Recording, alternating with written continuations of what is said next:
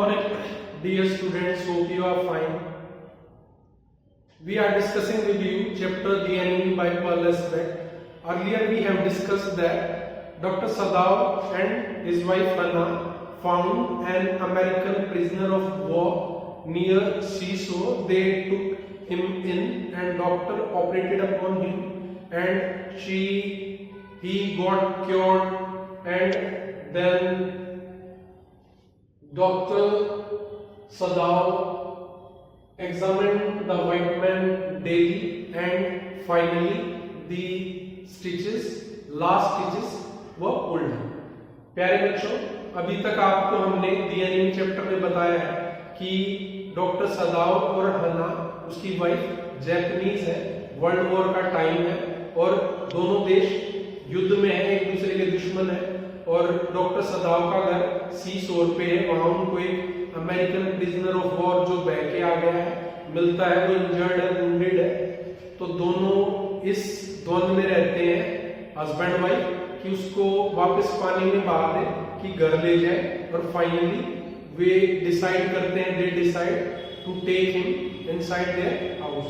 वो घर ले जाते हैं। नौकर इस बात से, जो सर्वेंट्स है, वो नाराज है और फाइनली वो घर छोड़ के चले जाते हैं और डॉक्टर सदाओ उसका ऑपरेशन कर देता है। हन्ना उसकी हेल्प करती है और डेली उसको एग्जामिन करता है। फाइनल जो लास्ट स्टिचेस है वो उसके निकाल दिए गए हैं।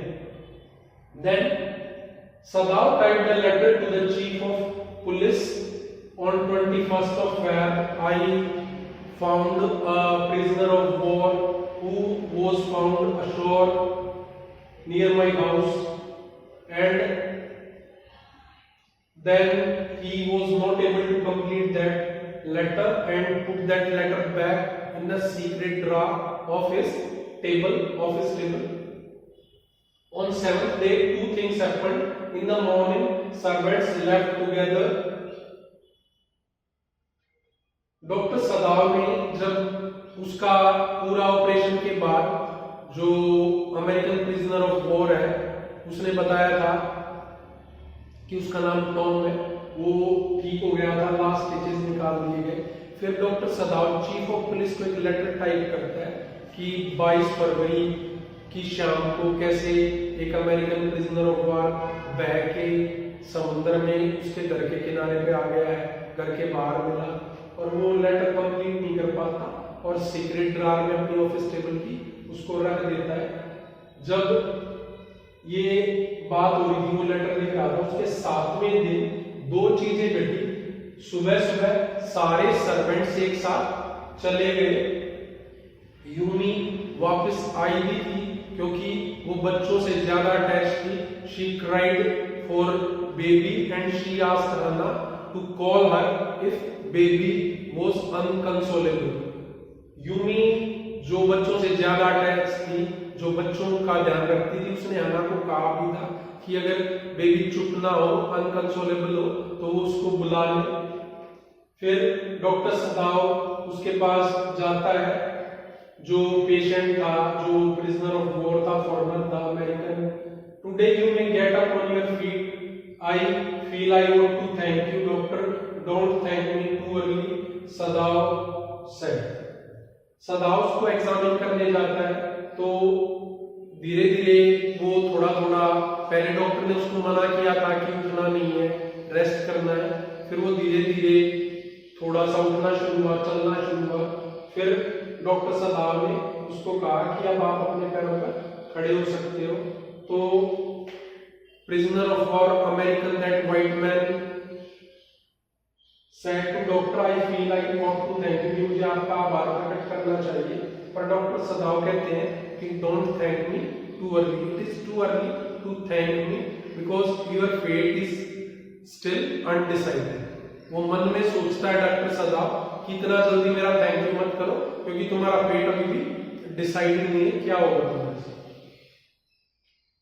7वें दिन दो चीजें घटी थी। एक तो सारे सर्वेंट चले गए थे। सेकंड थिंग क्या हुई थी, a messenger in official uniform came to Dr. Sadao's house, and Hannah gasped to see that messenger in official uniform, and she rushed for the doctor and told him that there was a messenger in official uniform, and then that official messenger asked Dr. Sadao that you are to come to the palace, the old general is in pain. Then Hannah said, I thought they had come to arrest you. फिर जो second चीज हुई थी, एक तो पहली चीज घटना जो घटी थी कि सारे सर्वेंट्स एक साथ चले गए थे, दूसरी घटना क्या घटी कि एक मैसेंजर ऑफिशियल यूनिफॉर्म में आया। हन्ना उसको देख के काफी घबरा गई, पसीने पसीने हो गई और वो डर के एकदम डॉक्टर सदाओ की तरफ भागी और उसको इन्फॉर्म किया कि एक मैसेंजर आया ऑफिशियल यूनिफॉर्म में।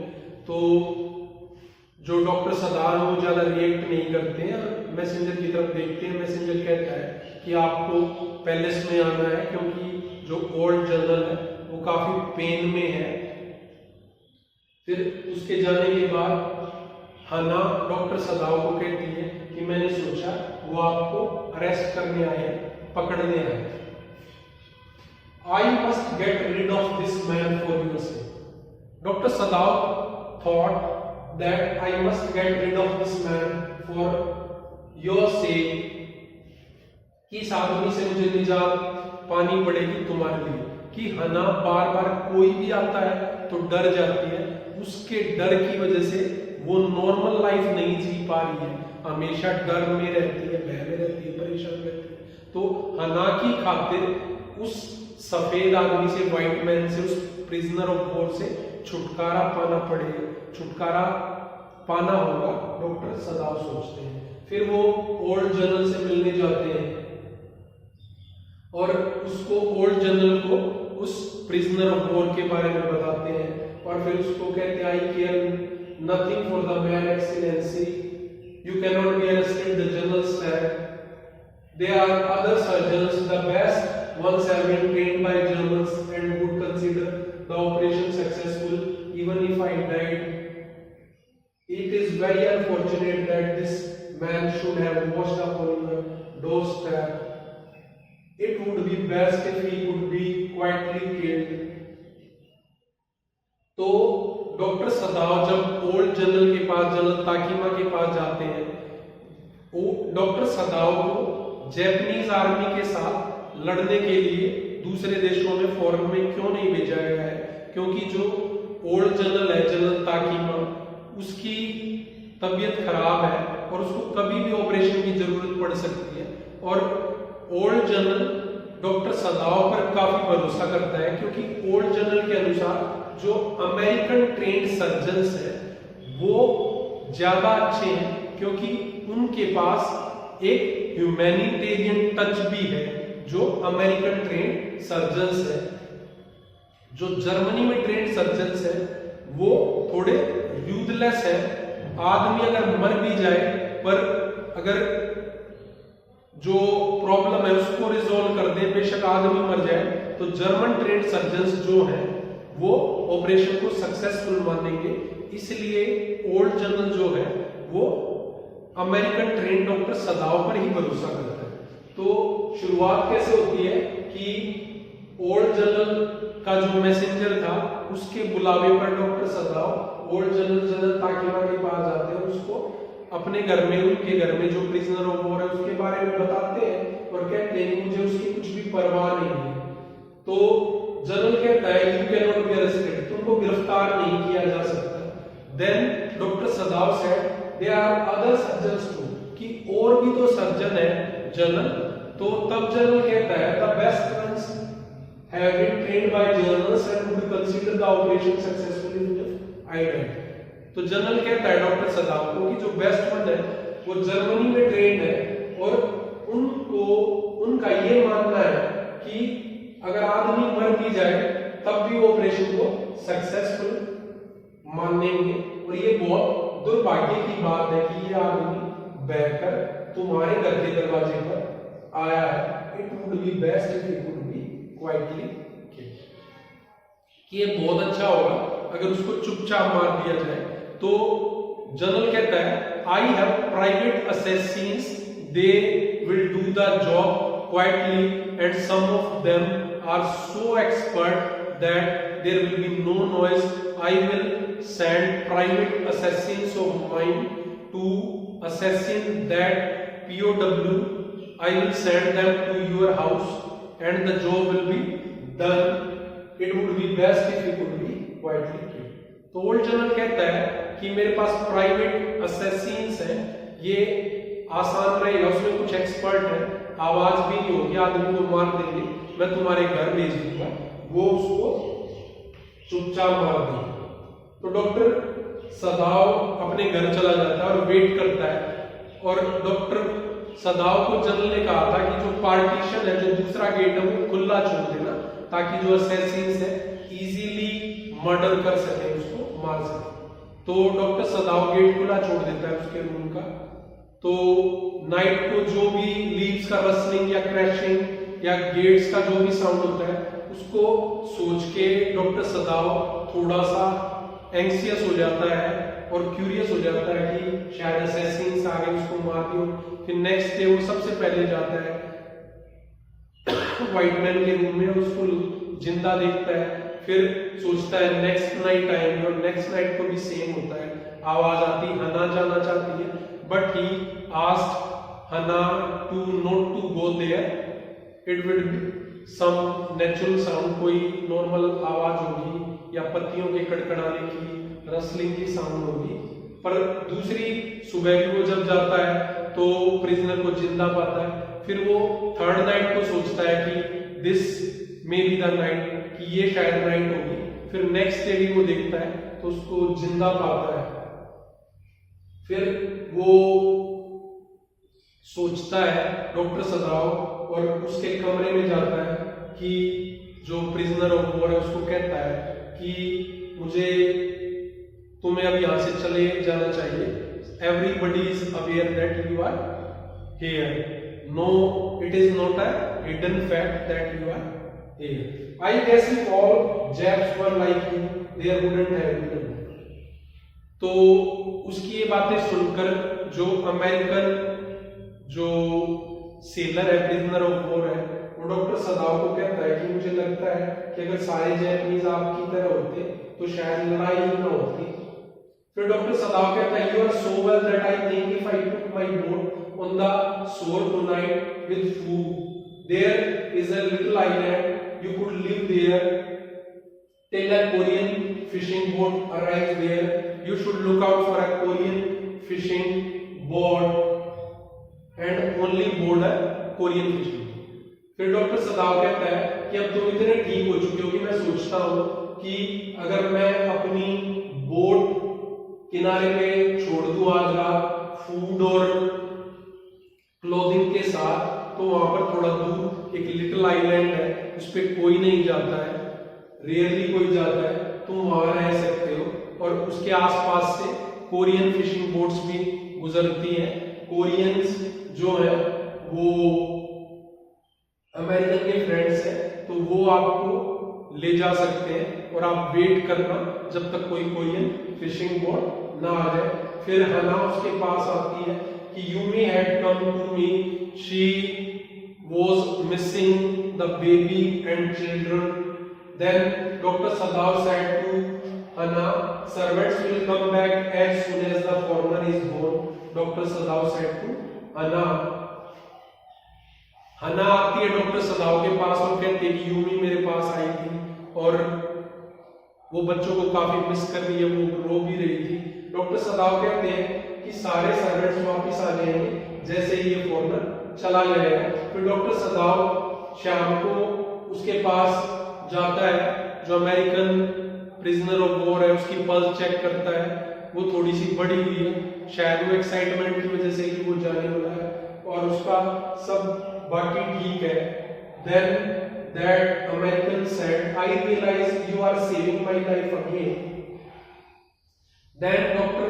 Sadav said, if your food runs out before you catch a boat, he said, signal me 2 flashes at sunset. If you are all right but still there, signal me once. फिर doctor सदाव American prisoner of war के पास जाता है और उसका pulse वगैरह check करता है। वो कहता है कि मुझे लगता है कि आप मेरी लाइफ दोबारा बचा रहे हो, पहले ऑपरेशन करके बचाई, अब मुझे सेफली यहाँ से भेज रहे हो, ऐसे बचा रहे हो मेरी लाइफ। तो डॉक्टर सदाव उसको समझाते हैं कि अगर तुम्हारा खाना खत्म हो जाए और तुम कोई कोरियन बोट ना पकड़ पाओ तो एक छोटी सी फ्लैश लाइट देता है जो आमतौर पर खुद यूज करता है डॉक्टर सदाव। तो मेरे को 2 फ्लैशेस सिग्नल कर देना सनसेट के टाइम, डार्क में सिग्नल मत करना क्योंकि डार्क में वो नजर आ जाएगी और तुम पकड़े जाओगे, और तुम फिश वगैरह समुद्र से पकड़ के रो खा सकते हो, फायर बर्न मत करना क्योंकि fire will be notice easily. अगर तुम वहां ठीक ठाक हो पर वहीं पे हो, कोई बोट नहीं मिली है, तुम नहीं गए हो, सिग्नल भी वंस, एक बार मुझे सिग्नल कर देना। फिर उसको बोट में भेज देता है डॉक्टर सदाव और फिर नेक्स्ट डे वो वेट करता है, कोई सिग्नल नहीं मिलते हैं। फिर वो जनरल के पास जाता है एंड जनरल को बोलता है कि the white man has escaped, you say the man escaped, the general asked faintly, he had been operated upon a week before. Then Dr. Sadao old general Takima के पास जाता है, उसको बताता है कि जो फॉरेनर है वो एस्केप कर गया, भाग गया है। जनरल थोड़ा फेंटली कहता है कि तुम कहते हो कि आदमी भाग गया है, क्योंकि जो जनरल है उसकी कंडीशन थोड़ी सी वीक है, उसका 1 वीक पहले ही ऑपरेशन किया गया है, काफी उसकी हालत खराब थी और एकदम से नाइट में डॉक्टर सदाव को बुलाया गया था। डॉक्टर सदाव ने उसका ऑपरेशन किया था, उसकी पल्स काफी वीक थी। 1 वीक तक डॉक्टर सदाव भी नहीं कह सकता था कि जनरल जी पाएगा कि नहीं, पर फाइनली धीरे धीरे वो ठीक हो गया था। फिर जनरल को याद आता है कि he had promised Dr. Sadav to send private assassins but forget and asked his forgiveness that he forgot to send the assassins. Doctor सदाव को जनरल कहता है कि अच्छा ये आप उसकी बात कर रहे हो जिसके लिए मैंने प्राइवेट असैसिन्स भेजने की बात की थी और वो मैं प्राइवेट असैसिन्स भेज नहीं पाया, मैं भूल गया था। आप समझ सकते हो जैसी मेरी कंडीशन थी, उस हालत में आदमी को खुद के बारे में ही, अपनी प्रॉब्लम के बारे में ही ध्यान रखता है और चीजों की तरफ ध्यान नहीं जाता है। आप इसको ये मत सोचना कि मेरे पैट्रियटिज्म में या किसी चीज में कोई कमी थी, बस कंडीशन की वजह से, अपनी जो फिजिकल हेल्थ थी उसकी वजह से मेरा ध्यान कहीं भी नहीं गया। फिर डॉक्टर सदाव फील करता है कि जनरल उसके हाथों में है, मतलब उसकी काफी बात मानता है और उसकी रिस्पेक्ट करता है क्योंकि उसने उसकी लाइफ बचाई है। फिर वो अपने घर आता है और बाहर देखता है। In his mind came other Americans' faces too. Strange, he thought, I wonder why I could not kill him. फिर वो देख रहा होता है समुद्र की तरफ तो उसको अदर अमेरिकन्स भी के चेहरे याद आते हैं। उसके जो प्रोफेसर, जहाँ वो जिसके घर पर हना से मिला था, उसका प्रोफेसर, एनाटॉमी का प्रोफेसर, और उसकी जो लैंड लेडी जो काफी टॉकेटिव थी और लड़ती झगड़ती रहती थी, परंतु जब उसको इन्फ्लुएंजा हो गया था तो काफी उसकी केयर की थी। और फिर उसको वो young white man American seller, that prisoner of war का चेहरा याद आता है जिसकी उसने लाइफ बचाई है। लास्ट में वो कहता है स्ट्रेंज, हैरानी की बात है, उसने सोचा कि मुझे हैरानी है मैं उसको मार क्यों नहीं पाया। तो perhaps this may be the reason because he was a doctor and his primary duty was to save life. तो शायद प्यारे बच्चों, वो एक डॉक्टर थे, डॉक्टर सदाव, और उनकी प्राइमरी ड्यूटी किसी की जान बचाना है, किसी को मारना नहीं। शायद इसलिए वो नहीं मार पाए उस प्रिजनर ऑफ वॉर को, और उनको उन अमेरिकन्स के चेहरे भी इसलिए याद आए क्योंकि उन्होंने किसी न किसी रूप में उनकी काफी हेल्प की थी, उनको काफी सिखाया था और उनको एक बेटर सर्जन, बेटर डॉक्टर और बेटर ह्यूमन बीइंग बनने में हेल्प की थी। तो due to his profession and his innermost feelings he was not able to kill that man. Thank you, dear student. I hope you understood this chapter very well. If you have got any queries, please share with us. We will try to resolve those queries. Thank you. Have a nice day.